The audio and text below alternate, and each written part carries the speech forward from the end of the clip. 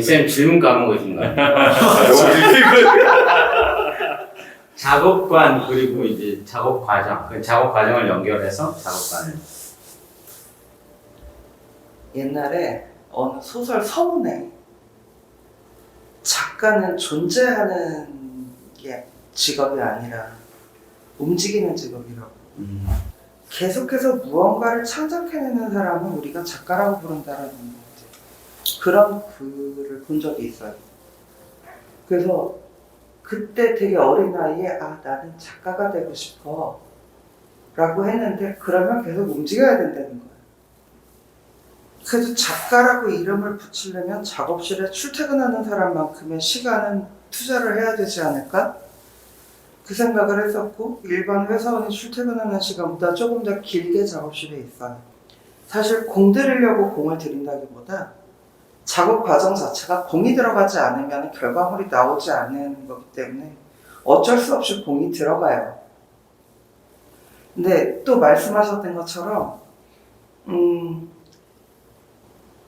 한눈에 그것을 매력적으로 사로잡지 못하면 그 다음 과정은 보이지 않아요.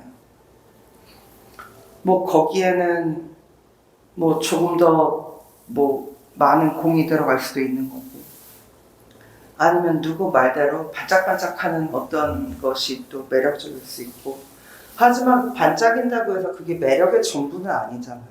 시선을 사로잡을 수 있는 무언가가 있어야 되거든요. 그냥 매일 고민하고 작업하고 고민하고 작업하고. 근데 이제 뭐 양재현 선생님 작업은 잘 모르겠지만 아까 선생님 말씀하셨듯이 한 20-30% 해놨는데 마음에 들어가 안 되는 작업이잖아요, 저는. 그러니까 도면을 그리고 그 도면에서 벗어나지 않는 최선의 방법으로 해서 작업을 해서 완성을 시킬 수밖에 없거든요. 아니, 개인적인 생각, 어떤 생각이 있으면 저거를 왜 저렇게 끝까지 다 붙이지 이런 생각을 했었거든요. 저거를 왜 도자기 중에 깨진 것도 있는데 깨진 게 이렇게 깨져가지고 이렇게 된 거 그런 건 안 하지. 사실 그런 생각 했었거든요. 옛날에 그런 적이 있었어요. 다랑아를 크게 만들면서 내가 사람이다. 사람들이 뭐 모여서 만든 세상을 얘기하는 거고, 뭐 나는 사람에 관한 얘기를 하고 싶고, 뭐 이런 얘기를 하다가 깨진 알을 바꿔 끼고 있을 때가 있었어. 그랬는데 어떤 친구가 와서 보더니, 누나, 깨진 사람은 이 세상에서 살면 안 되는 거야? 라고 얘기를 하더라고. 그래서 그렇구나. 왜 깨진 사람을 내가 자꾸 이 세상에서 빼려고 하고 있었지? 라고 생각을 한 적이 있어요. 그래서 한번 만드는 과정 그대로 깨진 건 깨진 채로 해갖고 내놓은 적이 있었더니 모든 사람들이 와서 이거 깨졌는데 왜 이대로 놓냐라고 너무 내가 괴롭히는 거예요. 그래서 의도를 다 얘기를 했어요. 그래서 안 그래도 금속을 없애고 그냥 자연스럽게 두는 건 어떨까 이런 고민도 많이 하는데 이번에 주제가 저거였던 거예요. 그 고은 선생님이 아까 이렇게 하다 보면은 왜 작업 과정이라는 게 그렇잖아요. 하다 보면 좋을 때가 있잖아요. 과정 자체가. 네. 이게 좋아. 멈췄으면 좋겠어. 근데 못 멈추잖아요.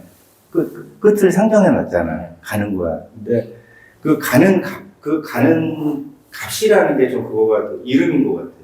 내가 멈추지 못하는 거에 대한 것들은 약간의 컴플렉스 같아요. 그 뭐냐면 집착이지, 집착. 그러니까 이거를 용기 같은 거지. 약간의 일종의 어차피 안 팔릴 거야. 이렇게 할 거야.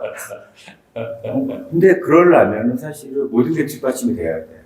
어떤 상황이라든가 뭐. 그러니까 그게 이제 아까 이선희 선생님이 후반에 말씀하셨던 것도 마찬가지인데 그랬잖아요. 외모가 별론데 내면을 알고 싶냐 그랬잖아요. 근데 그런 거지 일종의 그런 것들을 커버해주고 메꿔주는 게 매니징이라고 생각해요. 현대 작가들은 매니징이 안 됐을 때는 어떤 좋은 작품을 해도 세계적으로 나갈 수가 없어. 구조 자체가. 그러니까 그것들이 사실은 화가들을 또 절망적으로 만드는 것 같아요. 그러니까 중간에 이렇게 이게 만약에 작품인지 고은생의 작품이 계속 나가도 도저히 이거 다 채울 수가 없어. 그럼 반만 할 거 아니야 당연히.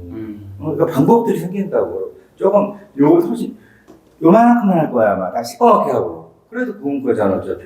그럼 그것들이 소비가 되는 거잖아. 사실은 단계인 것 같아.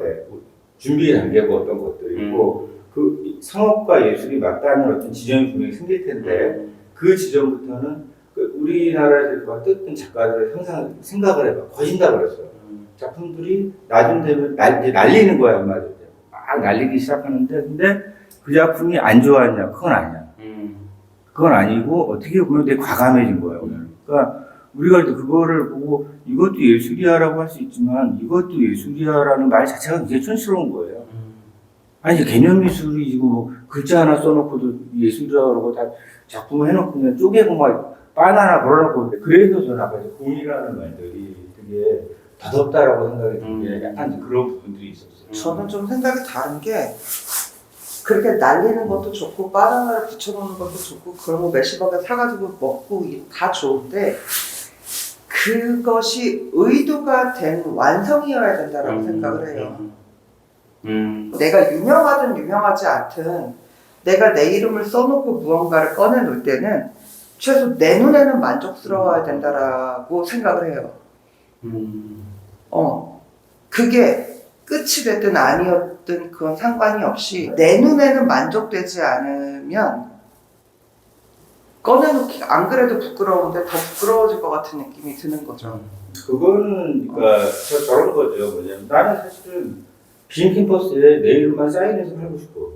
그냥 그게 의도라면 그거는 완성인 거예요. 팔고 싶고, 그러니까 나라는 사람을 팔고 싶어. 그러니까 내가 예술가고 내가 이야기하는 것들이 그러니까 여기에 분명히 있어 이야기가. 그거에 대해 확신이 있다면은 당연히 이렇게 하길 원해요. 그러니까 저는 나중에 이제 사인만 된 작품을 할 수도 있으니까 용서해 주시고. 좀 똑같은 말씀을 하시는 것 같아요. 일단 첫 번째 공은 목적이 아니다. 어찌 보면 수단의 과정이 공인 거고, 그리고 예술이라는 것을 얘기할 때 작가분들이 아무 생각 안 하고 자유롭게 보여줄 수 있는 시점은 있을 거고, 하지만 그 자유롭게라는 거 안에서도 미완성이 아니라 완성이라는 개념은 존재해야 된다는 거. 네, 그렇게 정리가 될 것 같아요. 내가 이거를 완성으로 인식하느냐 안 하느냐가 그렇죠, 그렇죠. 굉장히 개인적인 거지. 그러니까 당연히 전시를 내가 하는데 내가 내놓는 작품이 미완성인데 내놓는 미친 작가는 없지. 당연히 내놓고 그러니까 그게 이름값이든 뭐든 간에 그냥 내놓는 거지. 내놓고 그러니까 뭐 난다 상관없어. 난 이게 나야라고 할 수 있는 거죠. 근데 한국은 교육제도 자체가 공을 유도해. 너무 공을 유도하고 장인점 열심히 그리면은 성적이 그래도 A가 나와. A 마이너스가 나와. 한 번도 안 빠지고 열심히 그리면. 근데 애들한테 가끔 이렇게 야, 너희들은 예술가인데 어떻게 수업을 한 번도 안 빠지냐 이러거든. 근데 사실은 한 번 빠지면 그냥 B 주거든요. 인정하다. 한번 빠졌는데 비주면 좀 눅닉. 왜냐하면 딴 사람 다 나오니까 한 번 빠지면 이건 B예요 요새는. 그래갖고 나오지 말라고. 근데 여기 나는 그거죠. 그냥 그걸 두려워하면 안 된다. 좀 모순적이긴 한데 그냥 그 친구한테 그거를 보고 싶은 거야. 얘의 어떤 삐뚤어짐을. 그냥 갑자기 저 약간- 그때 심리학 교수님 생각나. 약간 삐뚤어진다고 생각해. 수업을 하면서 왜 수업 빠지면 안 돼. 뭐 저 그런 말은 안 하거든요. 자율적으로 해. 이렇게. 작품은 내야 돼. 무조건 안 나오더라도 그렇게 해요. 보는 선생님도 80년대 학번이잖아요. 네. 그때 많이 빠졌어. 그러니까. 그때 있잖아. 그냥 수업 하다가 술 마시러 가. 근데 술 마시러 갔는데 술이 목적은 아니었어 사실은. 그러니까 그게 너무 좋은 거 같아. 막 그런 거에서 얘기하고 어릴 때 그 어떤 막 예술에 대해서 얘기하고 막 그런 것도 있잖아요. 그러니까 외부랑도 싸움을 안 하는데 내부에서 과연 싸울 거 생각하면 그건 난 절대 안 한다고 생각해. 제일 처음에 시작되는 건 내부의 싸움이거든. 내부에서 뭔가 폭발이 될 때 딴짓을 하는 거고, 딴짓을 하고, 딴지 걸고, 또 작품도 왜 이래, 색깔이 왜 이래.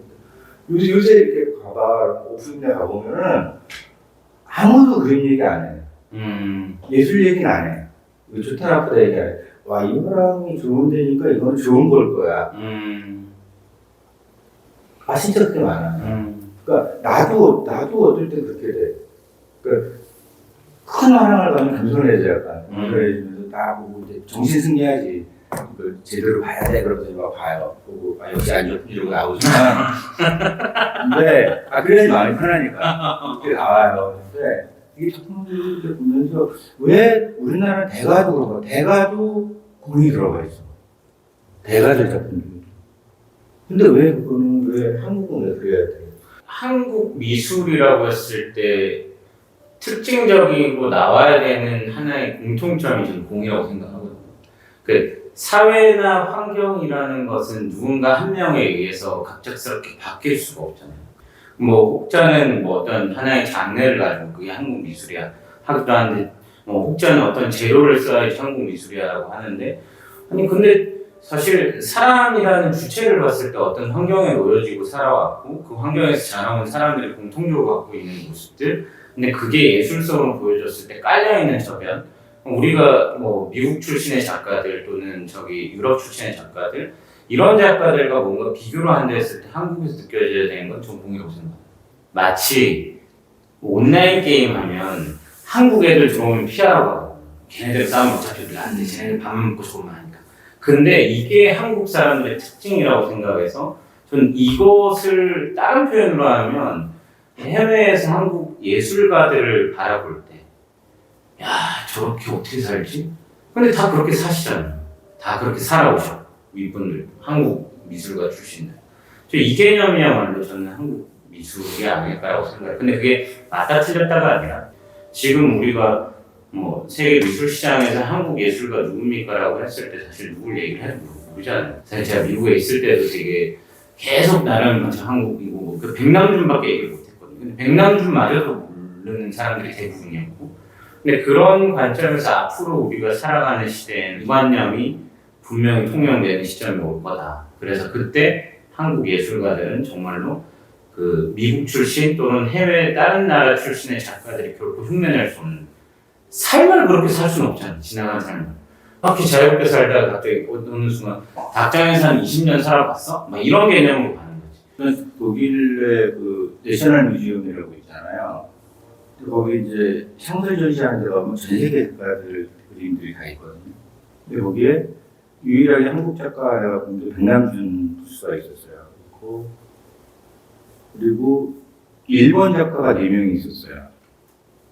근데 일본이 사실 현대미술 그러면 야리꾸리하고 후사마 장르의 그런 작품들만 생각을 하잖아요. 근데 거기에 있는 네 작품은 후사마 작품이 아니었고 전통 그냥 동양화를 약간 추상적으로 그린 거야. 그런데 예전이 비슷한 게 있는데 작가가 다 다른 거야. 그때 그걸 보면서 꽤 오래전 얘기인데 그때는 또 그런 생각이 빠져 있어요.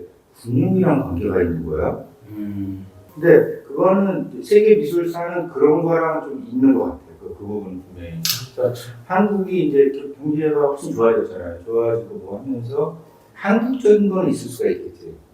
그러니까 그 예술가가 고원이라는 작가가 이름이 세계적인 예술가가 됐어. 그럼 이제 알려도 되는 거야. 그렇죠. 그러면은 계속 지금 비어있고 사인 하나의 작품으로 가기 위한 주석을 지금 가지고 있는. 그치, 아니 그거 같아. 그러니까 완전한 예술가가 되고 거기에 이제 매니징이 50%겠죠 당연히. 영선 대표의 역할이 50%고 50% 예술이 많았을 때, 그래서 100의 시너지가 딱 생기면 이제 되는 거잖아요. 아까 말했던 노 대가들이 작업실에서 서성거리는 것들이 맛이나 그렇게 보이는 거예요. 유령같이. 이 사람들이 평생을 아트라는 부분들을 어떤 것들을 잡기 위해서 끄트머리를 잡고 있는데 이것들을 정리해 줄 게 없는 거예요. 근데 돈이 많은 나라든가 이런 데서는 공부하는 친구들도 많이 있고 해외 갔다 또 한국은 지금 많이 있잖아요. 근데 그 친구들이 누군가 달라붙어서 그걸 정리해 줘야 되지 않나라는 생각이 들어요. 마지막 질문이랑 좀 연결되는 것 같아요. 갤러리스트에게 하고 싶은 말. 저가 될 수도 있고요. 아니면 다른 갤러리스트들에게도 얘기할 수도 있을 것 같거든요. 저 같은 경우에 어디서 들은 얘기라기보다는 제가 경험했던 갤러리스트들 뭐 이렇게 생각을 두고 생각해보면 또 다 다르기도 하고, 그래서 예전에 어떤 뭐 갤러리 뭐 사장님 어디 뭐 출판사 대표님 만났더니 그 사람이 이러더라. 아 대표님은 그러지 마세요. 뭐 이러기도 그렇고 그 궁극적으로 상당히 이상적으로 지금 오늘날 뭐 대한민국이든 아니면 전 세계에서 그 갤러리 되게 잘하더라.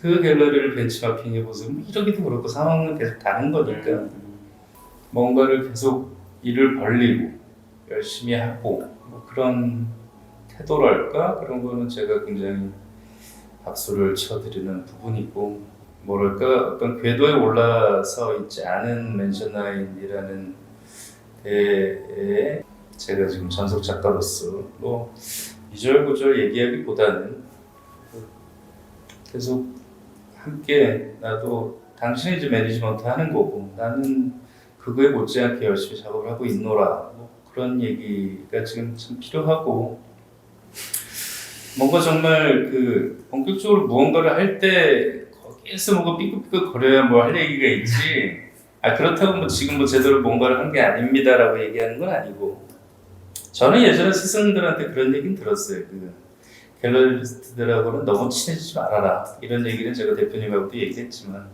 그럼 나중에 서로 이제 그런 어색한 얘기들 어떤 뭐 그런 지적들 이런 걸 못하게 된다. 왜냐면 친해졌으니까 웬만하면 그냥 허허하고 넘어가게 된다.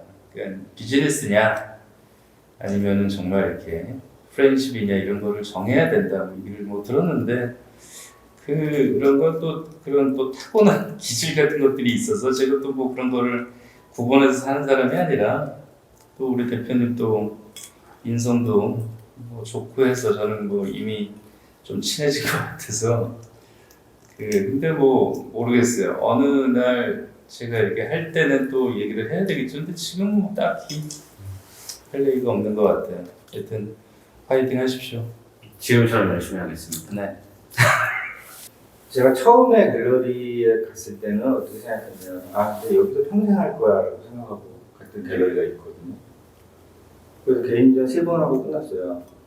끝났다기보다 그냥 자연스럽게 이렇게 뭐 싸우고 헤어진 갤러리는 없으니까 자연스럽게 그러니까 자연스럽게 그냥 또 다른 갤러리 가고 한 갤러리 갈 때마다 2-3번씩 개인전을 했던 것 같아요. 이영선 대표라는 내가 만났던 갤러리스트 중에 가장 어려요. 그리고 다 나보다 나이가 많았어요. 그러니까 이렇게 어떻게 보면은 비즈니스 관계로 괜찮았어요. 그렇게 친해질 필요가 별로 없었던 거죠. 그리고 그분들도 그렇고 나도 그렇고 그냥 뭐 작가 대 갤러리스트고 근데 이 어린 대표를 만나니까 약간 이제 그런 부분은 있는 것 같아요. 왜냐하면 염려되는 부분들도 약간 있고 또 내가 소속이 돼 있기 때문에 그런 부분들에 대해서 가끔 이제 이렇게 얘기하고 그러다 보면은 근데 그 얘기하고 나서 집에 가면서 아니면 작업실에서 내가 너무 손 넘은 줄 얘기했나 이런 생각도 들 때가 있어요. 저는 체질적으로 이렇게 약간 담아두는 성격은 아니에요. 얘기하고 그게 부정적이든 긍정적이든 얘기하고 보통 예술가 같은 성격이에요. 그냥 얘기하고 아니면 마는 거야. 말고 그냥 잊어버리고. 앞으로도 이제 지적질을 많이 할 거니까. 앞에 것도 지금 초석이를 많이 할 거니까. 그러니까 그 지적질에 대해서 열받지 않으셨으면 좋겠어요. 열받지 마시고 위에 갤러리랑 젊었을 때 일하다 보면 다한 게 있잖아요. 약간 이렇게 좀 작품을 이렇게 했으면 좋겠어요. 반항을 못 하는 거야. 그리고 작업실에 와서 따르게 해야지 당연히. 따르게 하고 결국은 나는 갤러리 옮길 때마다 마지막에 어떤 손정환 씨 얘기 들었냐면 선생님 그림이 너무 어려워요. 이런 거. 그 말은 이제 스탑이잖아. 어떤 생각이 드냐면 이 그림도 이해 못하고 무슨 갤러리스트야. 아니 진짜 그 생각밖에 안 드는 거야. 이것도 모르면서 근데 또 한편으로는 그런가 내가 이 사람들 이해를 못 시켰나 이렇게 자괴감이 들면서 반대로는 어떤 생각이 드냐면 아니 그래도 여기서 개인전을 하는데 지들이 이거에 대해서 알라고 노력해야 될 거 아니야. 그러니까 이것들이 막 왔다 갔다 하는 거예요. 젊은 사장님이 있으니까 좋은 것 중에 하나가 뭐냐면 내가 이야기하고 싶은 거를 이야기할 수 있다는 건 되게 좋은 것 같아요. 그것 되게 좋고 여기를 이제 처음에 나한테 얘기했을 때 선뜻 뭐 고민이 좀 했었지만 딱 선택하게 된 게 그거였어요. 젊다. 거기에 배팅한 거야. 젊은 피를 수혈받고 싶기도 하고, 아, 이들 어떻게 생각하지? 그리고 나를 정리해 줄 사람은 얘네들이 아닐까라는 생각을 했어요. 왜 분들이 나를 정리해 줄 수가 없잖아. 물리적으로 나보다 먼저 돌아가셨는데. 아니, 그렇잖아, 당연히. 분명히 내 아래에 분명하게 나를 정리해가지고, 아래에 그걸 할 거다. 제 나름대로는 어마어마한 계획 속에 선택하게 된 거니까 책임감을 가지시고 열심히 하시기 바랍니다.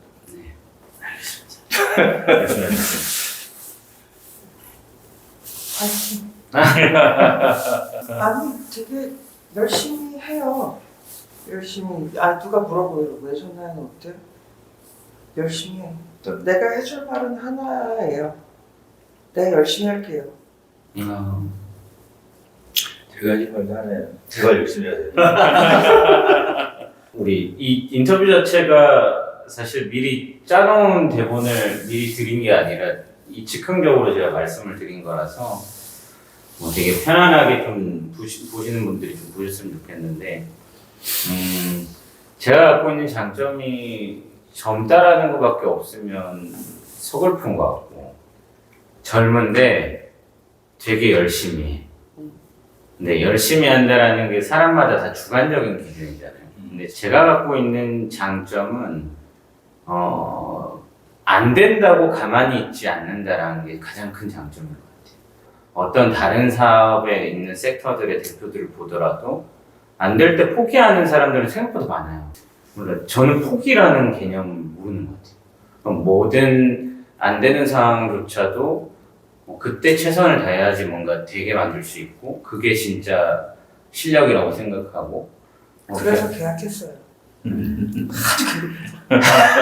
시간이 지날수록 지혜가 많다고 느껴지기보다는 얼추 오래 이제 불혹이 되다 보니 그래서 느끼는 거는 저의 부족함이 더 느껴지는 것 같아요. 그래서 오히려 사람들을 대할 때도 모나게 대하거나 그런 거가 없고, 내가 애초에 부족한 사람이라서 이런 걸 편하게 엄청 수용하는 것도 있고, 저는 역할이라는 개념이 명료하게 서 있는 사람 같아요. 갤러리스트는 평생 의리예요. 직업이 갖고 있는 특성이 저는 의리라고 생각하거든요. 청년 작가일 때는 본인들이 의리일 것 같지만 어느 시점이 지나면 작가는 갑이 될 수 있는 위치고, 고객은 늘 갑이에요. 그럼 이 중간에 있는 갤러리스트는 늘 의리여야 돼요. 근데 이거를 인정하고 살면 되게 편해요. 이게 불편함이 없어. 진짜 아무런 고객이 요청하는 사항, 작가분들이 요청하는 사항, 그게 너무 편해요, 저는. 왜냐면 직업을 제가 선택했으니까. 이 직업을 누가 떠미는 게 아니니까. 그렇게 생각하다 보니까, 내가 이런 직업을 함에 있어서 이 특성을 이해했구나라고 생각하고, 그게 저의 장점이 아닐까 싶어요. 이렇게 편하지만 진지한 얘기를 또 처음 이렇게 카메라 켜놓고 해본 거라서 함께 해주셔서 감사하고요. 저희는 이것으로 About 맨션 9 전속 작가 3인전의 이제 인터뷰 내용을 마치도록 하겠습니다.